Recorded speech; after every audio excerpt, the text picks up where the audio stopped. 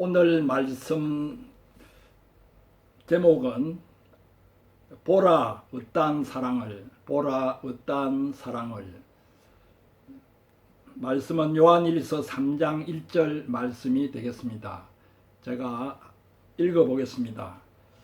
보라, 하나님께서 어떠한 사랑을 우리에게 베푸사 하나님의 자녀라 일컬음을 받게 하셨는가. 우리가 그러하도다. 그러므로 세상이 우리를 알지 못하면 그를 알지 못함이라. 한 번 더 읽어보겠습니다. 보라, 아버지께서 어떠한 사랑을 우리에게 베푸사 하나님의 자녀라 일컬음을 받게 하셨는가. 우리가 그러하도다. 그러므로 세상이 우리를 알지 못하면 그를 알지 못함이라. 요한일서 전체 요절은 4장 16절 말씀이 되겠습니다. 4장 16절, 하나님은 사랑이시라. 하나님은 사랑이시라. 또 그와 같은 말씀이 4장 8절에도 있습니다. 4장 8절을 보면 사랑하지 아니하는 자는 하나님을 알지 못하나니 이는 하나님은 사랑이심이라. 사랑이야말로 하나님을 아는 유일한 길이 된다는 말씀입니다. 또한 사랑이야말로 하나님을 알고 있다는 참다운 증거가 됩니다.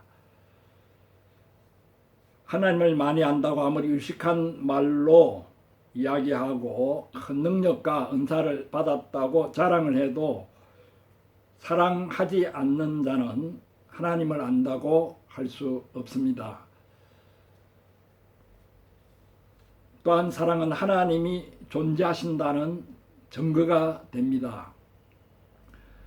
하나님을 찾으러 우주선을 타고 아무리 은하계 끝까지 날아가도 거기서 하나님을 발견하지는 못합니다. 무신론자인 소련 우주비행사가 우주공간으로 올라가서 농담을 했습니다. 아무리 높이 올라가도 하나님이 보이지 않는다고 했습니다.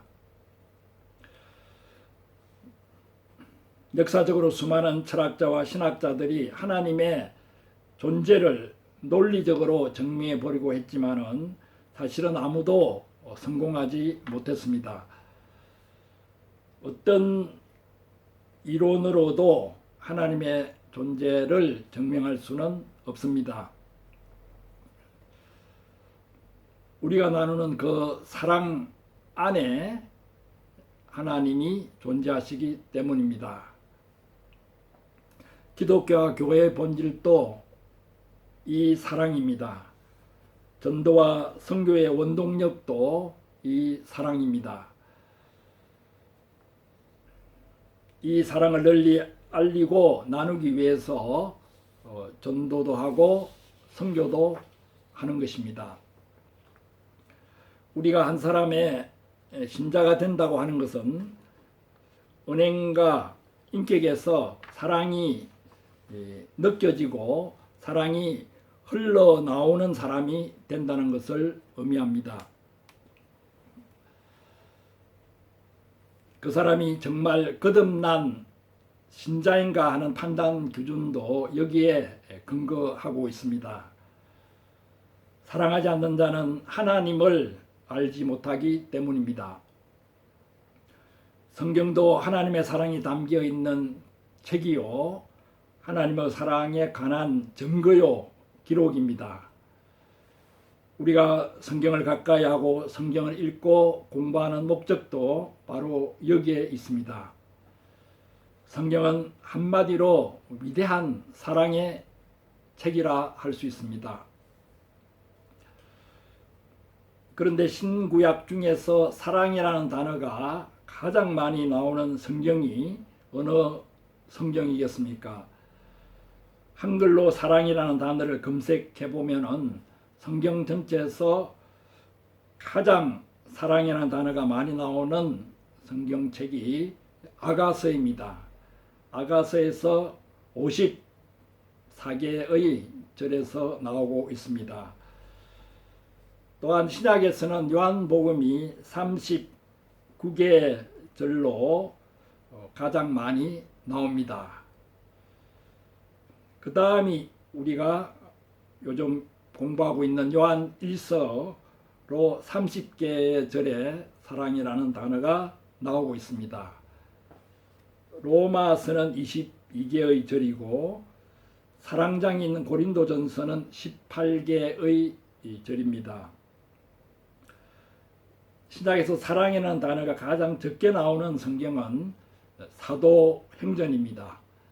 사도행전 15장 25절에 단 한 번 나오고 있습니다. 구약에서는 아예 사랑이라는 단어가 전혀 나오지 않는 성경이 9책이나 있습니다. 주로 소선지서들이 그러하고 열왕기하, 역대상, 에스라 등에서 사랑이라는 단어가 나오지 않고 있습니다. 그런데 한글로 된 사랑이 모두 헬라어 아가페를 번역한 것은 아닙니다. 아가페라는 단어가 가장 많이 나오는 성경은 바로 우리가 공부하는 요한 1서입니다.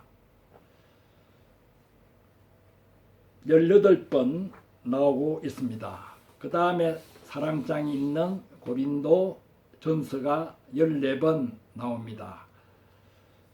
요한 1서야말로 아가페의 책, 사랑의 책 중에서 어떠민 셈입니다. 오늘 본문에서도 사도 요한은 하나님의 사랑을 증거하고 있습니다. 다시 한번 3장 1절을 읽어보겠습니다. 보라, 아버지께서 어떠한 사랑을 우리에게 베푸사 하나님의 자녀라 일컬음을 받게 하셨는가. 우리가 그러하도다. 그러므로 세상이 우리를 알지 못함은 그를 알지 못함이라.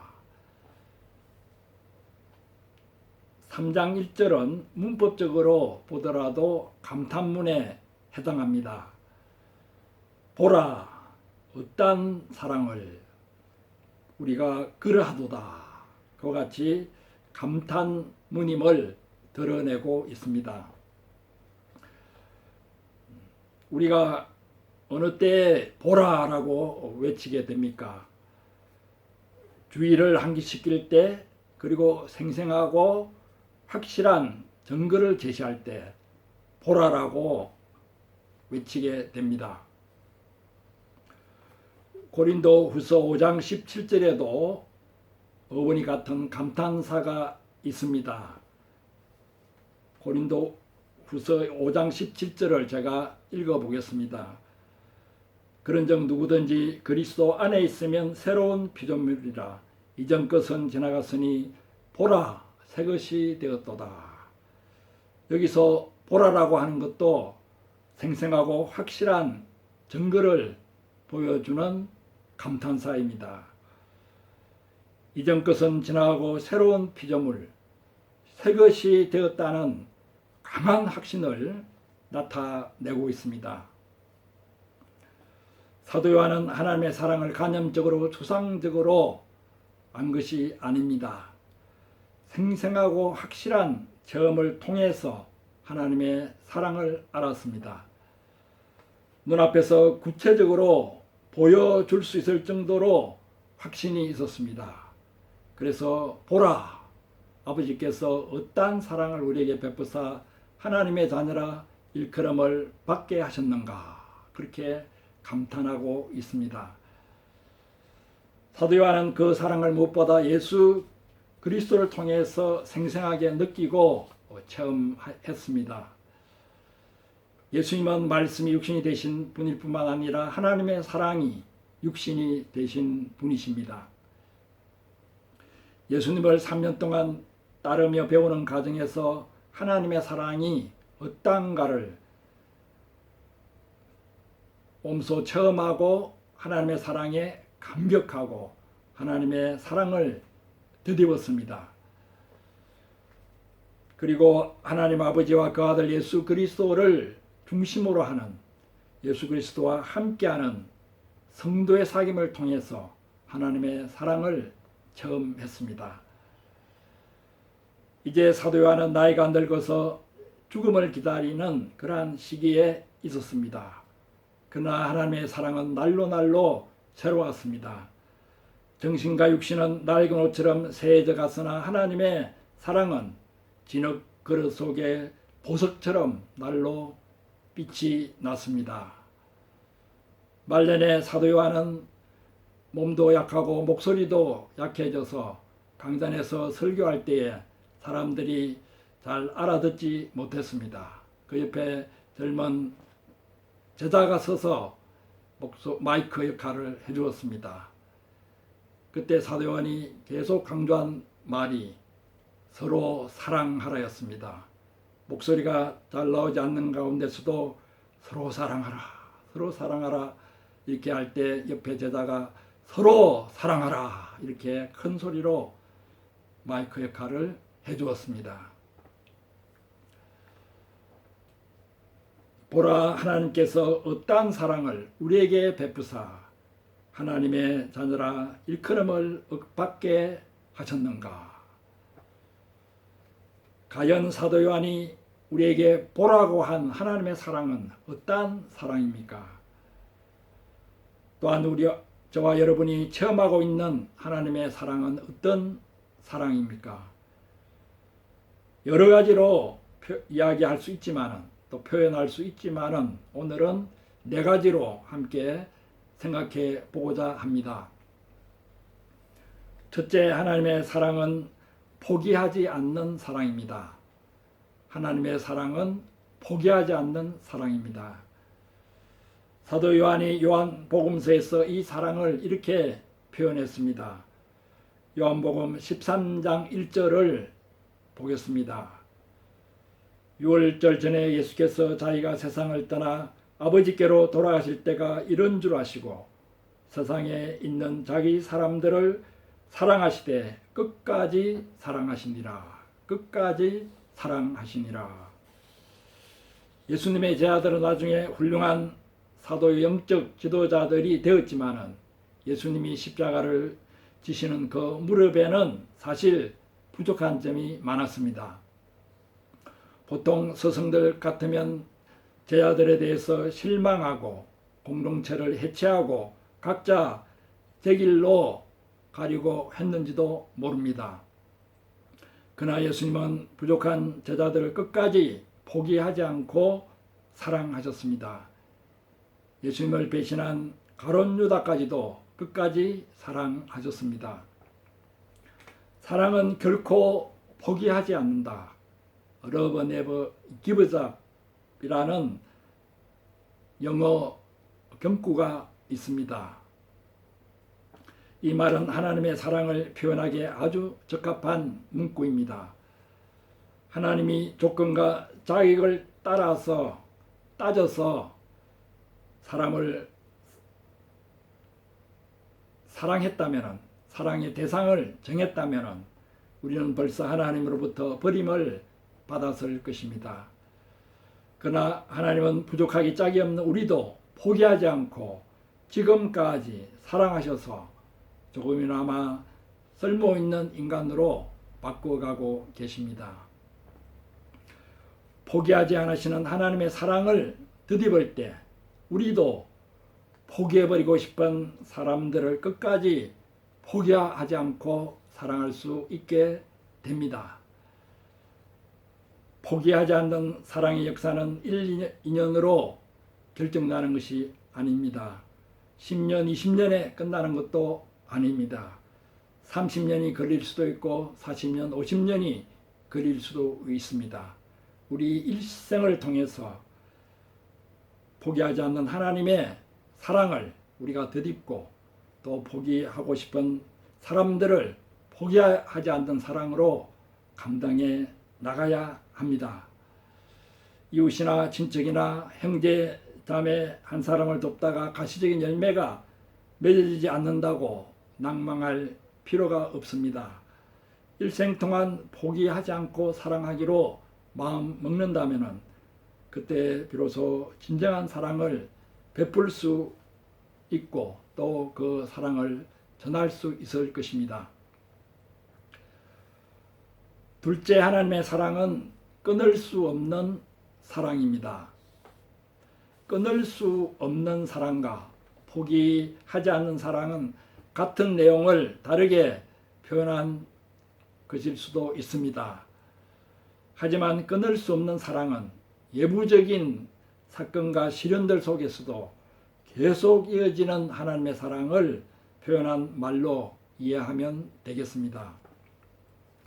이러한 사랑에 대해 사도 요한이 로마서 8장 38절 39절에서 참으로 감격적으로 간증하고 있습니다. 내가 확신하노니 사망이나 생명이나 천사들이나 근세자들이나 현재일이나 장래일이나 능력이나 높음이나 기쁨이나 다른 아무 피조물이라도 우리를 우리 주 그리스도 예수 안에 있는 하나님의 사랑에서 끊을 수 없으리라. 현재일이나 장래일, 즉 현재 우리에게 닥치고 있는 여러 문제들과 앞으로 닥칠 여러 사건들도 그것이 어떠한 모양으로 다가오든지 간에 우리를 하나님의 사랑에서 끊을 수 없다는 것입니다. 시련이 닥치고 환난이 닥치면 환난은 인내를, 인내는 연단을, 연단은 소망을 낳게 되고 그 과정에서 성령으로 말미암아 하나님의 사랑이 우리에게 부어져서 그 모든 시련들을 이기게 하십니다. 그러므로 어떤 시련과 어려움이 현재 있다 하더라도 또 장래에 닥쳐온다 하더라도 하나님의 사랑에서 우리를 끊을 수 없습니다. 다윗도 시편 23편에서 내가 사망의 엄침한 골짜기로 다닐지라도 해를 두려워하지 않을 것은 주께서 나와 함께 하심이라. 주의 지팡이와 막대기가 나를 안위하시나이다. 나를 위로하시나이다 라고 노래했습니다. 사망의 음침한 골짜기뿐 아니라 더 나아가 사망까지도 우리를 하나님의 사랑에서 끊을 수 없다고 했습니다. 사망은 우리를 세상으로부터 사랑하는 사람들로부터 육신적으로 끊어냅니다. 아무리 인간의 사랑이 강하고 부모의 사랑이 강하다 하더라도 사랑하는 자들과 사랑하는 자식을 다시 살려내지는 못합니다. 일단 사망에 삼키 운바되면 육신적인 인간관계는 끊어지고 맙니다. 모든 관계를 무자비하게 끊어버리는 사망까지도 하나님의 사랑에서는 우리를 끊어내지 못합니다. 또한 다른 아무 피조물이라도 하나님의 사랑에서 끊을 수 없다고 했습니다. 다른 아무 피조물이라도 가정에서, 직장에서, 사회에서 나에게 정신적인 고통을 주는 어떤 인간이라도 하나님의 사랑에서 우리를 끊을 수 없습니다. 셋째로 하나님의 사랑은 허비하는 사랑입니다. 이 허비하는 사랑에 대해 사도 요한은 요한복음 12장에서 인상적인 이야기를 해주고 있습니다. 예수님이 베다니 마을에 계실 때 한 여인이 지극히 비싼 향유 한 근을 가지고 와서 예수님의 발에 붓고 자기 머리털로 예수님의 발을 닦았습니다. 향유는 한 방울만 몸에 발라도 냄새가 강하게 풍기게 됩니다. 그런데 향유 한 근을 다 부었으니 그 냄새가 진동하지 않을 수 없습니다. 요한복음 12장 3절에 그러한 상황을 이렇게 표현하고 있습니다. 향유 냄새가 집에 가득하더라. 향유 냄새가 집에 가득하더라. 아마 이 냄새에 예민한 사람은 머리가 어질어질할 정도가 아니었나 싶습니다. 그때 제자 하나가 여자를 꾸짖는 투로 말했습니다. 이 향유를 어찌하여 300데나리온에 팔아 가난한 자들에게 주지 아니하였느냐. 1데나리온은 노동자 하루 품삯이라고 했습니다. 300데나리온이나 되는 금액이니까 엄청난 액수입니다. 그 아까운 돈을 한 번에 흡입하였으니 그 제자가 화를 낼 만도 합니다. 마태복음과 마가복음에서는 똑같은 기사에서 제자들이 흡입이라고 하는 단어를 쓰고 있습니다. 마태복음 26장 8절 9절 말씀은 제 아들이 보고 분하여 가로되 무슨 의사로 이것을 흡입하였느냐. 이것을 많은 값에 팔아 가난한 자들에게 줄 수 있었겠도다. 흡입하였다고 표현하고 있습니다. 또한 마가복음 14장 4절 5절 어떤 사람들이 분내어 서로 말하되 무슨 의사로 이 향유를 흡입하였는가. 이 향유를 300데나리온 이상에 팔아 가난한 자들에게 줄 수 있겠도다 하며 그 여자를 책망하는지라. 제 아들은 인간적인 계산과 이해관계를 따져서 그 여인의 행동을 판단하고 비난했지만은 예수님은 그 여인의 사랑의 흡입하는 사랑을 받아주셨습니다. 이 사건에서도 하나님의 사랑이 어떠한가를 우리는 알 수 있습니다. 인간적인 계산과 이해관계를 뛰어넘는다는 의미에서 하나님의 사랑은 흡입하는 사랑입니다. 세상의 눈으로 볼 때 예수님은 그야말로 청춘을 흡입하고 인생을 흡입한 사람입니다. 얼마든지 보람되게 행복하게 살 수 있는 그러한 청춘이었지만은 세상 고통과 세상죄를 감당하기 위해서 아까운 청춘을 십자가 사형틀에 내어 놓았습니다. 옥박과도 같은 몸을 깨뜨려서 향유와도 같은 물과 피를 쏟으셨습니다. 수제자 베드로마저 그러한 죽음은 흡입이라고 예수님께 항의하다가 책망을 듣기도 했습니다.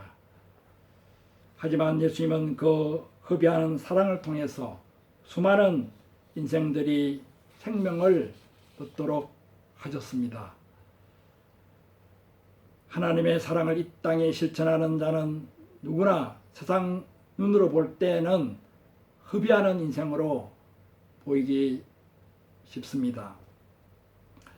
시간을 흡입하고 물질을 흡입하고 마음을 흡입하는 것 같습니다. 어떤 때는 세상 기준에 자신을 비추어보고 이기적으로 살아가는 사람들과 비교해 보면서 피해의식에 빠지기도 합니다. 하지만 우리가 인간적인 계산과 이해관계를 따지는 순간 하나님의 사랑의 법칙과는 멀어지게 됩니다.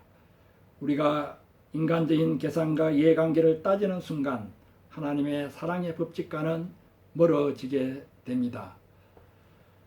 하나님의 사랑의 법칙은 어리석을 정도로 인간적인 계산과 이해관계를 뛰어넘습니다. 사실 진정한 사랑의 대상은 내 것을 아무리 흡입해도 아깝지 않습니다. 시간을 흡입하고 물질을 흡입하고 마음을 흡입하는 사랑을 가질 때 비로소 한 사람을 도울 수 있을 것입니다.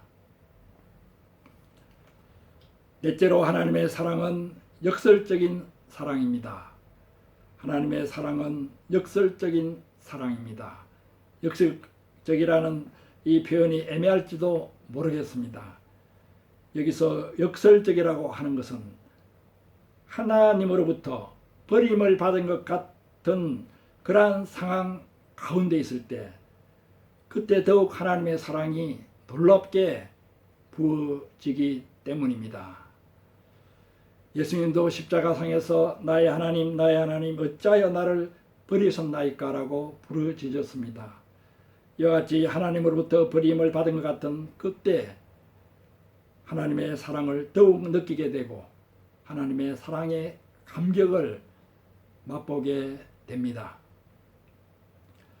시편을 읽어봐도 다윗을 비롯한 시편 기자들이 대개 하나님의 사랑을 깊이 체험할 때는 거의 사망의 골짜기에 빠져서 큰 시련에 처해 있을 때입니다. 그런 가운데서 오히려 놀랍게 하나님의 사랑을 체험하고 찬송을 부르는 가운데 시편을 썼던 것을 보게 됩니다. 이상에서 하나님의 사랑이 어떠한가를 잠시 묵상해 보았습니다. 하나님의 사랑은 무궁무진하기 때문에 수많은 다른 표현으로 나타낼 수도 있습니다. 그러나 오늘은 4가지 정도로 정리를 해보았습니다. 우리가 어떠한 표현을 하든지 간에, 어떠한 지엽적인 표현을 하든지 간에 결국 하나님의 사랑이라는 큰 강물에서 만나게 됩니다. 하나님의 사랑은 포기하지 않는 사랑입니다. 하나님의 사랑은 끊을 수 없는 사랑입니다. 하나님의 사랑은 역설적인 사랑입니다. 이 놀라운 사랑, 포기하지 않는 사랑, 끊을 수 없는 사랑, 허비하는 사랑, 역설적인 사랑, 이 놀라운 사랑을 주셔서 하나님은 우리를 하나님의 자녀로 삼으셨습니다. 세상은 이 하나님의 사랑을 알지 못하지만 우리는 이 하나님의 사랑을 덧입고 이 하나님의 사랑을 힘입어서 날마다 살아가고 있습니다. 이러한 은혜가 더욱더 우리에게 넘치는 기간이 되고 또 여러 가지 시련과 어려움이 있는 이 기간 동안에 하나님의 사랑을 더욱더 체험하고 승리하는 여러분과 제가 되기를 축원합니다. 아멘.